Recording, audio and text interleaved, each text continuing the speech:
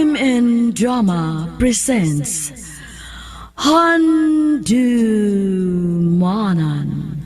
sa ka awit.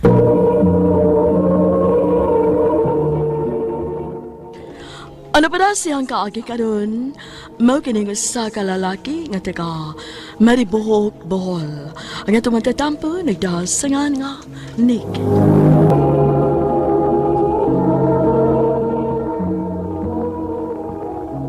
Babe, nirangin mo allowance. Oh. Salamat Kini, babe, ha? Buutan, yun ka na. Kung dili pa lang tungod ni mo, dili ko makapadayon sa kong pagtunga. Basta magbinutan lang ka sa akong kamot, di ko magmahay. Mahalon ang panggaon ko ikaw. Ayaw ba patintal sa lain, ha? Dili yun hinuna mahitabo. Busog na kay kus imong pagpangga o pagmahal. Hala. Dili mahitabong makakita pa ko og mas labaw pa nimo. Hala, bulatikigod ko. Buura ba dayon ko? Bulatik ko down. Sige na, mamahoy na ta. Kay may klase pa balik ko ugma. Nya, mag-duty ka pa sa parlor nga imong gitrabaho. Maugyod.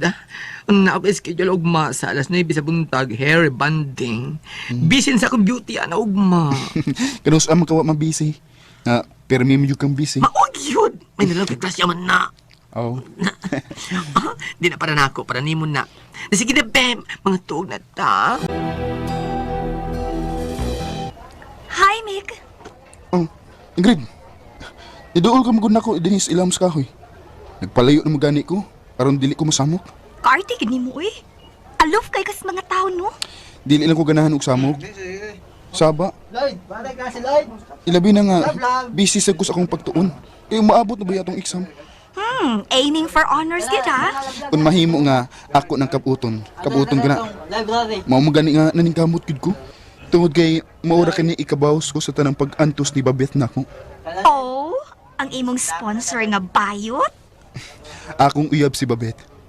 Og bisag bayot siya. Dili ko mawala mo ang ko nga ako siyang uyab. Unsa man gyud naa ang bayot nga wa nako? Ha? Nga mas dali mo man siyang mahalon kay nako. Ay, kung ingna nga bayot sad ka. Unsa tong gisulti mo? Di ba klaro ang gisulti ko? Matod ko nga tingalig bayot. Bayot eh, ha? Karon, kontento ka na? Ha?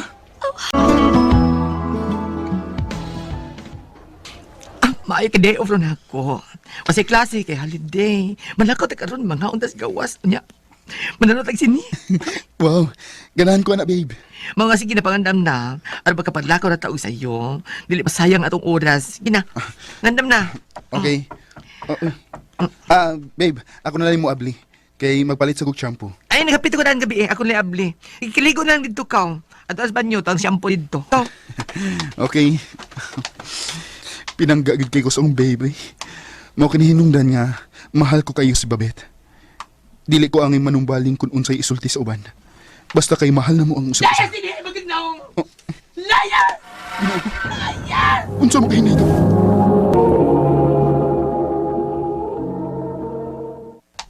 Babe, ngano? Unsa dito po? Hi. Ay, pag-hi-hi, diha. Mari ka na. Babe, igo na na. Ay, nagbuduwa si Ingrid. Igo na. Unsa ba? Igo na, oy. Igo na. Milaban ka niya, ha? Milaban ka niya! Ow, wa ko mo laban. Dili lang ko gusto og iskandalo. Shit ninyo! Shit ninyo! Babe, balik na rin. Babe! Babe! Shit! Baby. Ay, kukaksa! Piwakli ko nimo. Ganong niyama ko na ka din eh. Ganong nihabot ka din sa among kipuyan. Kiapas di ka. Kay uyab ko ta. Dili ta uyab. Nag-ilusyon ka lang.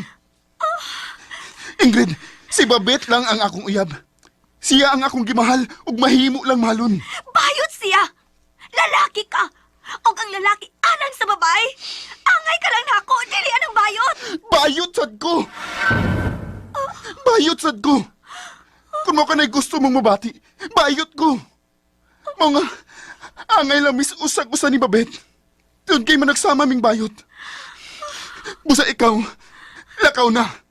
Layas na. Lakaw na! Ganong niag ka. Nagkasamo ka sa kong trabaho. Babe, balik na sa ato. Lloyd, magpamanicure ka. Dili ko makatunga maghuna-una nimo. Ngawa ka nang paulis atong giabangan. Kadiin-diin ka nang matug. Awi banday. Dili na kumik. Magbuwag na lang kita. Lloyd ka, Lloyd. Babe, Nganong niya ka? tita, makigsulti lang unta ko ni Babet. Nipauli na siya din sa amo. Busa, utang buot lang. Ayaw na siya sa muka. Human na mo na siya mapasakit eh. Tita, Makaparog ka naman tingali. Ngawa ng akong anak. Pangita na lang og laing bayot nga makagasto nimo. Gwapo ka. Nakalingkawas ng akong anak nimo. tita, mahal ko si Babet. Wa ka pa makasabot sa mong gipanulti. Inahanak kining naghangyo nimo. Nakigbuwag na kanimo si Babeth. Palayo na ka niya.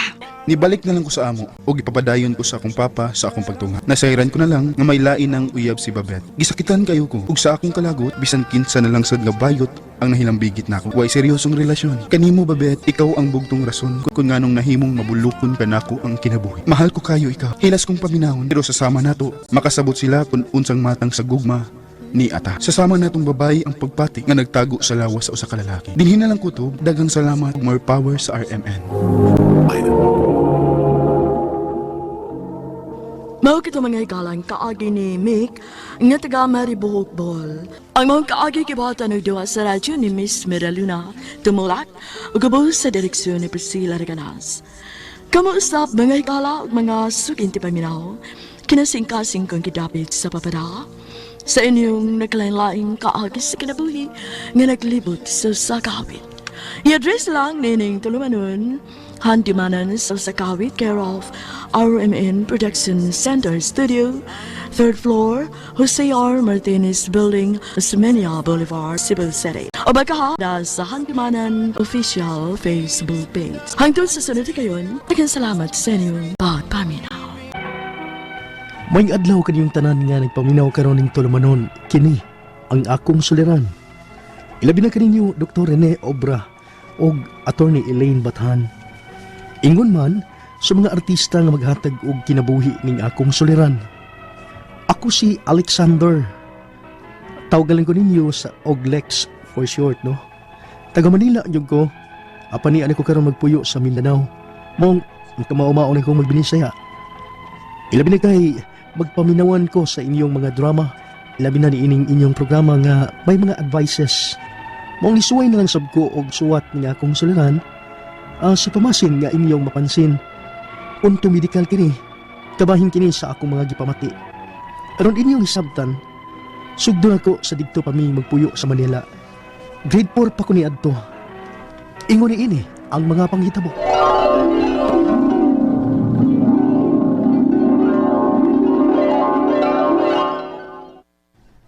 Ay, Anong nangyari sa'yo, Lex? naku, masakit ang ulo ko.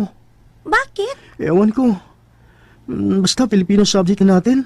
Naku, talagang sasakit ang ulo ko. Ano? Ano ka ba? Ang talino mo nga eh. Sa ibang subjects, kayanin ko. Pero ang Filipino, isipin ko lang na Filipino ng next subject natin. Sasakit yung ulo ko sa kaiisip. Ulol, wala ka pa sigurong almusal, no? Tara, kain tayo. Libre kita. Huwag na lang siguro. Uwi na lang ako. Ano? A-absent ka? Ma, Oh, Alex. Ba't na paagang uwi mo? masakit ulo ko, ma. Ano? Totoo bang masakit ang ulo mo? O baka gusto mo lang talagang umuwi ng bahay? Hindi po, ma. Masakit talagang ulo ko. Oh, sino dumating? Ha? Ang anak mo si Lex, masakit ang ulo. Eh di, painumin mo na lang gamot para sa sakit ng ulo. Mainit ba? Ha? Hindi naman. Eh, painumin mo na lang ng gamot at magpahinga ka na lang, Alex. Ha? Pagod ka lang siguro eh. Opo, pa.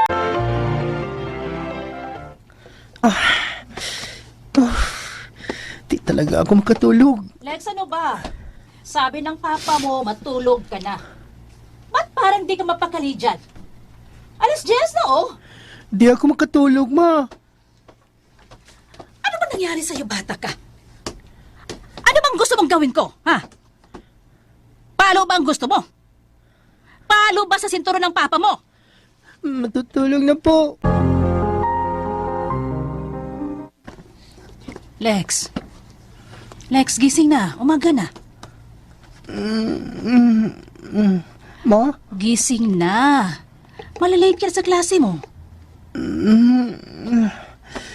Tulog mo na ako, ma. Anong tulog? May pasok ka ngayon. Antok pa ko eh. Yan ang napala mo. Matagal ka kasing natulog. Alam mo namang may klase ka at maaga pang gising mo. Ha? Gising na! Oo na nga. Ba't antok ka pa? Di ka nakatulog kagabi? Ilang oras lang. Bakit? Ewan. Basta, di ako makatulog. Tapos, maaga pa kong ginising ni mama. Siyempre naman. May klase tayo, no? Ano bang iniisip mo? Ba't di ka makatulog? Wala naman. I mean, madami. Kasi, gising ako eh. Kahit ano na lang ang pumapasok sa isip ko. Kung noong una sa Filipino subject lang sumasakit ang ulo ko. Ngayon, wala nang pinipiling oras eh. Ano?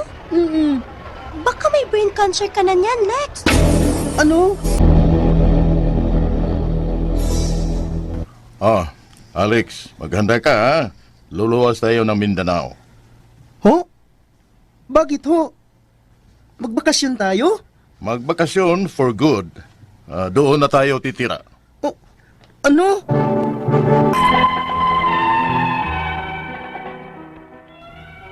Dali na ko ni padayon nag-eskwela sa Mindanao. Sa primero, naglisod kong adjust. Ilabi kay dili ko kamao magbinisaya. Though binisaya si Papa, pero pag Tagalog man gud mi sa amo. Kay dito lagi sa Manila, Tagalog man sa mama. Og siya ang pinamina mong ikauban sa bahay. Og Tagalog sa mga akong mga classmates. Maong pag-abot na mo diri sa Mindanao, grabe ang akong pag-adjust sa palibot. Og sa mga tao. Maong gikan ni adto, gipalitan ko nilang mamagpapa og cellphone. Aron malingaw ko og na makakontak sa akong mga kanhi classmate dito sa Manila. Ug dinhi, naadi ko sa siging chat. Halos di na ko ibuwag ang akong cellphone, bisan pa man sa akong pagkatulog. Kung kaniadto, 10 p.m. kung alas 10 sa gabi ang labing dugay nga matug ko. Diyang may cellphone ako, moabot og tag 1 a.m. kung alauna sa kadlawon matug kay magsigiligi kog internet. Unya, Alex, gising ka pa di ay? ay, ma, Anong ay, ma? Matulog ka na. Nakapay klase bukas. 1 a.m. na, oh. Sa akin nagkanin ng cellphone ni Mubi. Naadi ka na anada. Huwag mo itabis pagtulog mo. Makadaot na. ayaw lang gud ma. Oo na. Matulog na lagi ko. Ay, mama, uy. Papa ninyo di oy.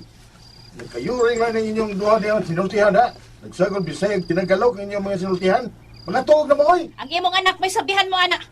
Kaya nakatuog na ko. Nagising lang ko dahil sa ilaw ng cellphone nitong Alex at to. O sa oras na, oh.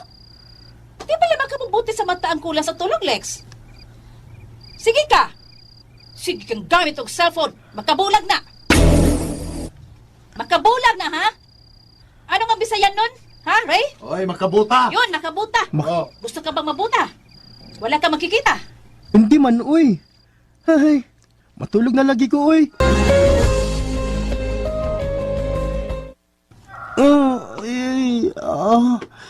May anasab ning pagsakit sa kong di ko mas kuila rong adlaw.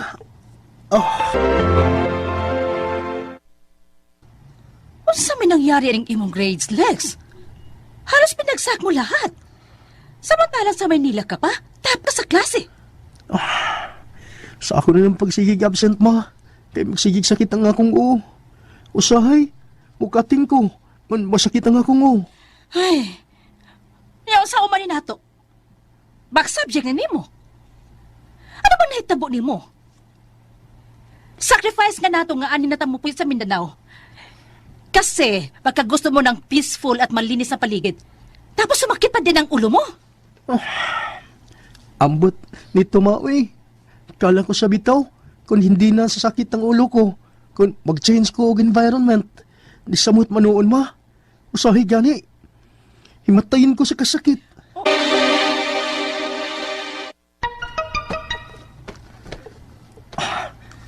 May nag-text na ako. Akong tanahon. Oh, hala? Ano di naman ko kita sa kong basahon? Tinigid ko kakita oh. Nga nung magkahani. Nihanap ang akong pananaw. Ug usahay, maabot sa punto nga dili na gyud ko kabasa sa gagmayng litra ug sa layo. Og ang pagsakit sa akong uho, nagkagrabe na sab. Usahay, kuyapan ako sa sakit. Nakayawan ko sa sulti sa usa ginako kay kaila. Kabasin ko no og may brain cancer ko. Kay gikan pa magini na akong gibati sa grade 4 pa ko. Ang aking mga pangutana, mao kining mosunod. Unang pangutana, anong mo sakit man ang akong uho kaniadto sa grade 4 pa ko kon Filipino subject na namo. Pero ang ubang subjects, kanahan man ko. Dagko magani ko grado sa ubang subjects. Ikaduhang pangutana, pag high school ako sa una, sige-sige na ang pagsakit sa akong uho. Bisag dili Filipino subject, wala si pilion nga panahon ang pagsakit sa akong uho. Tungod ba ni kay di ko katuog kaayo? Ikatulong pangutana, dihang nagka-cellphone na ako, nisamot ko nga dili katulog. Ang kaniadto nga 10 PM na kumatuog, tag 1 AM na. Tinuod ba nga makadaot ang cellphone sa utok kung itupad kini sa pagkatuog? May koneksyon ba kini sa di grabe karong pagsakit sa akong ulo? Ikaupat nga pangutana, pirmi kong badlungon sa akong mama kaniadto, nga dili magpalabi og gamit sa cellphone kay makahanap sa pananaw. Tinuod ba? Kay nihanap naman karon ang akong pananaw. Ikalima og katapusan, dili na normal ang pagsigi og sakit sa akong ulo. Gusto ka ang usa nako kakaila nga baka may brain cancer ko? Kung tinuod man, unsa may angay na akong buhaton? Palihog tabangi og tambagi ko.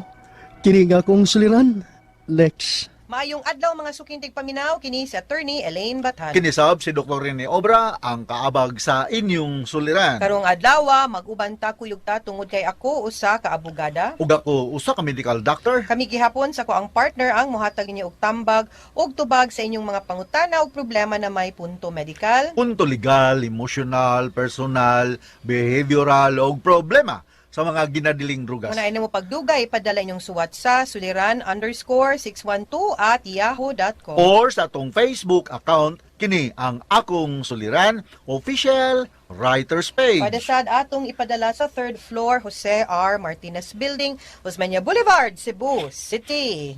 Kumusta atong mga sukintig paminaw kinsay mga igrita to today? Kaya akong igirita nga akong mga amigo dyan sa Cagayan de Oro City, partner, si Dr. Jose Coronia, si Boy o Bangbang Nalsaro diya sa Cagayan de Oro City.